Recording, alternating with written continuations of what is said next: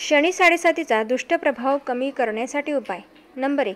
शनिवारी हनुमानजींची पूजा केल्याने, हनुमान चालीसाचे पठण केल्याने साडेसातीचे अशुभ प्रभाव आपल्यावर पडत नाही. हनुमानाची सेवा केल्यामुळे शनीचा दुष्ट प्रभाव हा आपल्यावर होत नाही. नंबर 2. शनिवारी मुंग्यांना पिठामध्ये साखर टाकून दिल्यास त्यामुळे देखील साडेसातीचा त्रास हा कमी होतो. नंबर 3. शनिवारी सूर्यदेवाला जल अर्पण करा. गुळयुक्त जल अर्पण केल्यास अधिक लाभ मिळेल. नंबर 4.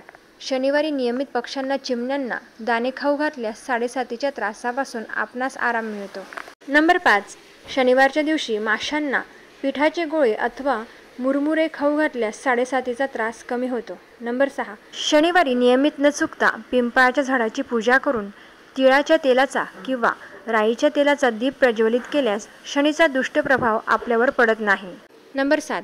शनिवारी सकाळी आणि संध्याकाळच्या जेवणामध्ये काळी मिरीचा आणि काळ्या मिठाचा उपयोग केल्यासही साडेसातीचा त्रास कमी होतो. नंबर 8. शनिवारच्या दिवशी कोणत्याही शनी मंदिरात जाऊन मोहरीच्या तेलामध्ये काळे तीळ, लोखंडी खिळे टाकून ते शनिदेवाला अर्पण केल्यास साडेसातीचा त्रास होत नाही. नंबर 9. गरजू लोकांना अन्न वस्त्र दान करा, तसेच इतर आवश्यक वस्तूंचे देखील दान करा. नंबर 10. शनीची साडेसातीचा त्रास कमी व्हावा यासाठी आपल्या इष्टदेवाची आराधना करा, जप करा. नंबर 11. पिंपळाच्या झाडाला दूध आणि पाणी जरूर अर्पण करा, त्रास कमी होईल. नंबर 12.